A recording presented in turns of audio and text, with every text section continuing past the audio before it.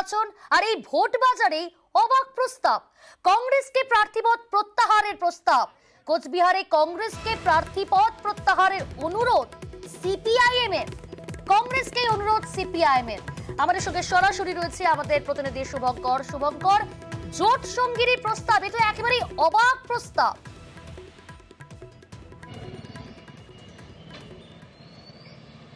হ্যাঁ দেখো প্রিয়াঙ্কা, লোকসভা নির্বাচনের আগে থেকেই বিজেপির বিরুদ্ধে লড়াইয়ের জন্য একটা ইন্ডিয়া জোট তৈরি হয়েছিল।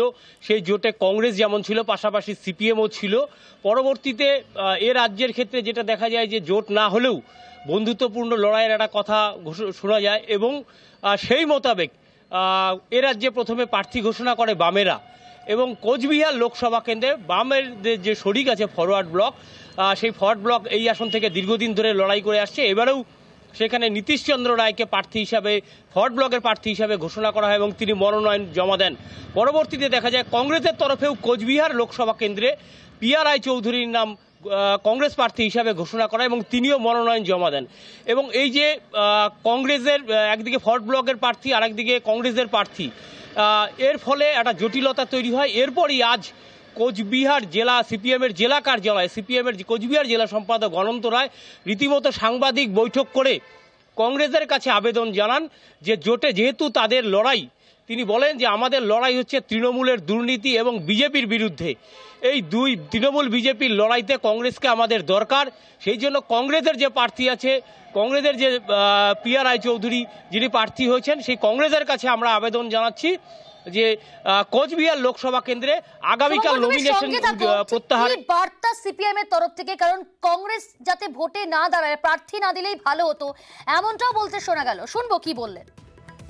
কোচবিহারের ক্ষেত্রে এখানে জাতীয় কংগ্রেস প্রার্থী দিয়েছে এবং দেওয়ার পরে জেলার তাদের কংগ্রেস নেতৃত্বের থেকে বলা হয়েছে যে আমাদের জোট সিপিএম এর সঙ্গে, আমাদের জোট ফরওয়ার্ড ব্লকের সঙ্গে নয়।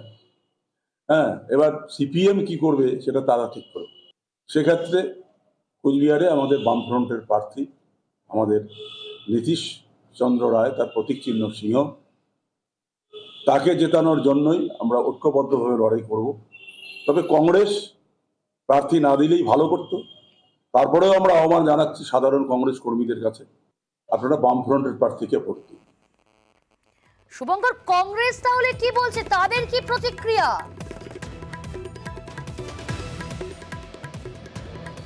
এই সিপিএম এর জেলা সম্পাদক যে আবেদন জানিয়েছেন কংগ্রেসের প্রার্থী প্রত্যাহারের, এরপরেই আমরা কংগ্রেস নেতৃত্বের সঙ্গে যোগাযোগ করেছিলাম।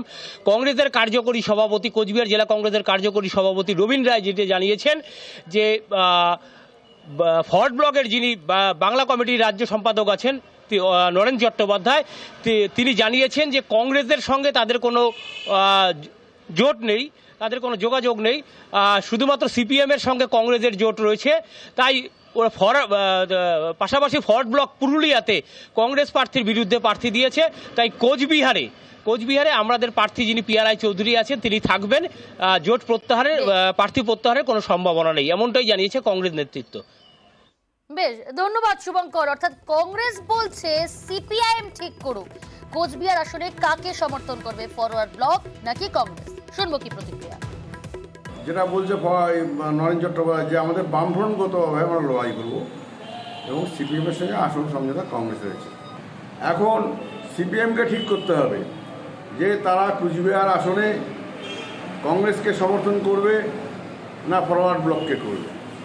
যদি তারা ফরওয়ার্ড ব্লককে সমর্থন করে তাহলে আমরা অন্যান্য জায়গায় আমরা সিপিএমকে সমর্থন করব না। এখন যা হওয়ার রাজ্য নেতৃত্বের সঙ্গে আলোচনা হবে, রাজ্য নেতৃত্ব যেভাবে নির্দেশ দেবে সেভাবে আমরা চলব।